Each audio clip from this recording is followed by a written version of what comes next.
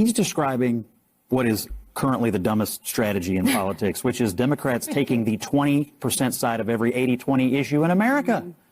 USAID, people want this pared down. They want it streamlined. They want to know where the money is going. Democrats have a meltdown. Today, Donald Trump signs executive order on keeping boys out of girls' sports. Democrats take the 20 side of that issue as well. All these issues, this is like Trump's superpower, finding a bunch of 80-20 issues, getting on the 80, and everybody who's sort of reflexively against him gets on the 20. And now the Democratic Party has like a 31% approval rating. This is why. I don't know. Big balls online, big balls online, big balls, big balls, big balls. The big balls here that Katie's talking about online.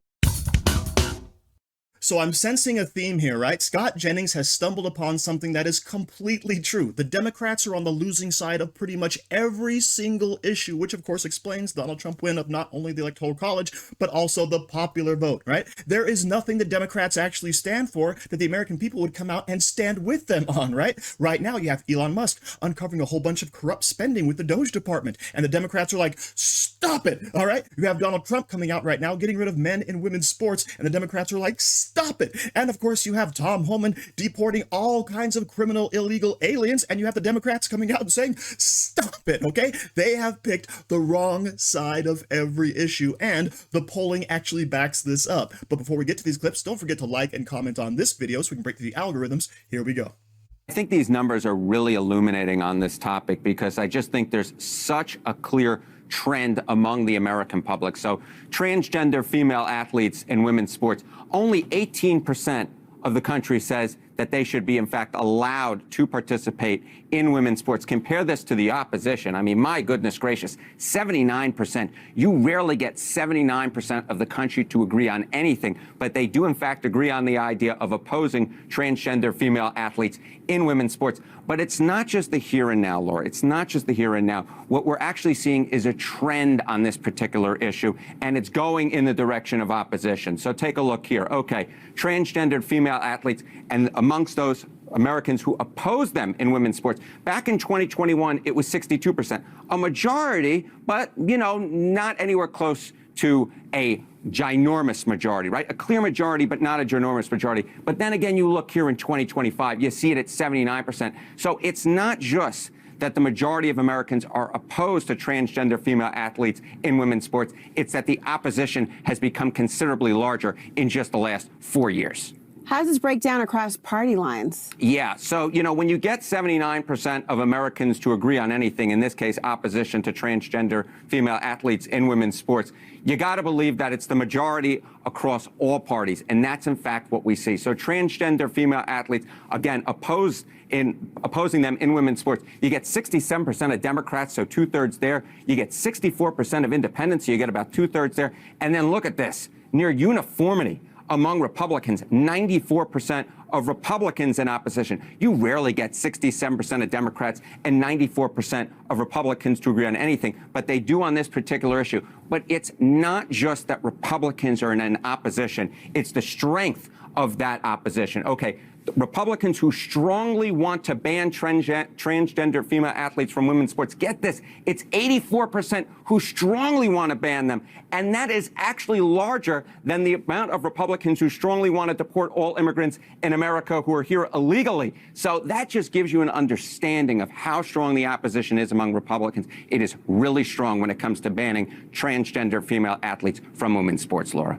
So it's no wonder the Democrats lost, right? 2/3 of their own party were against their own platform, right? They have turned a blind eye to the people they supposedly used to represent, the working class, the downtrodden, your average everyday American. And of course, they traded them in for the transvestites, the transgenders, and the illegal immigrants, right? And everyone is against this. And as you can see, even though 58% of all Americans want all illegals deported, right? That actually pales in comparison to the amount of people who have that basic knowledge that yes, men and women are different, and men actually have a huge strength advantage in competitive sports, okay? But the Democrats, they have been too busy trying to fight for the downtrodden that they have forgotten that simple fact, and therefore have lost the American people in the process.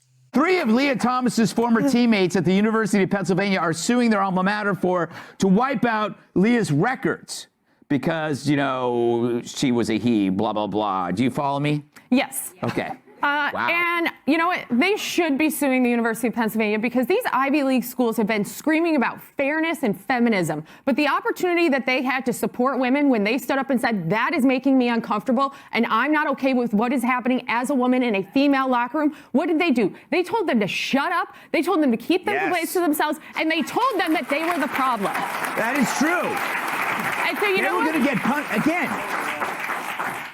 It's the Trump effect. It's like now you can say these things and you notice there's no pushback. It's not like there's going to be some big trans uprising. There never was. This was kind of a figment in the imaginations of some extreme activists. It's amazing how much power they had, though. I mean, really, I mean, this is lunacy. This is absolute lunacy. And you know, you were talking about retribution. At least they were swimming. What about in the Olympics, the boxing? Yeah. Oh my God, that one woman, the first part, she was like, "Oh hell no!" like, Pap, take the gloves off. No, hell no. Never been hit like that before. I mean, they were pummeled. Those women in the Olympics were pummeled. They should be able to sue the Olympics, the host city. I mean, this is crazy. The irony here is completely delicious. For years, the left touted itself as being the supporters of women. Believe all women. But as soon as you actually needed some support for ladies who were being taken advantage of in the sporting realm, what happened? Oh, they were the bigots. They were the homophobes. They were the transphobes, right? They were the people under attack, and the left did nothing to hear them, right? They silenced their voices, tried to cancel them, and in the case of Riley Gaines, actually chased her into a classroom where she had to be surrounded by police and protected on a college campus. Right? This was the madness that we are dealing with. But Greg Gutfeld actually brings up a really interesting point there, right? Where's the pushback? Now that Donald Trump has been elected, all right, and American people are able to speak freely via X, former Twitter, okay, there is no more pushback because everyone sees how crazy these ideas actually were and how many people actually agreed with us that they were, in fact, crazy, right? So they can't keep it under wraps anymore. The Overton window has shifted and we're not buying their garbage.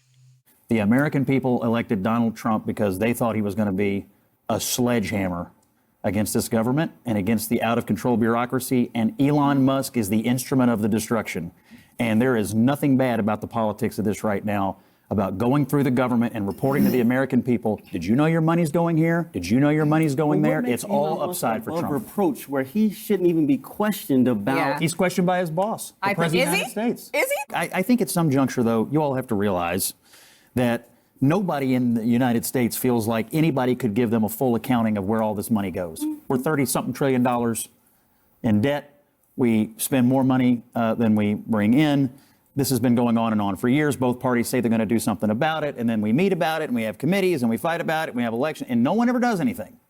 And then Trump shows up and unleashes Elon Musk on the federal government. And finally, people are like, well, maybe if we break a few eggs, we might turn up a few omelets here. And I just think the politics of this are going to give them a lot of leash in Washington, because they're going to end up turning over things that everyone's going to agree, oh yeah, that was really stupid. That's exactly it. We all know there's waste in government spending. We all say we should do something about it. We all say we should be auditing the government departments. And now that Donald Trump and Elon Musk are actually doing it, the left is freaking out, which is how you know, once again, they're on the wrong side of the issues. Back to that whole 20% of support, okay? But I hope the left keeps doing this. I hope they keep standing up for what's wrong in this country, because they will be easier to beat, which of course has been the mantra on this channel for many months now. So thank you very much for watching. Don't forget to like, share, comment, subscribe, and stay safe out there, people, because they're coming after you.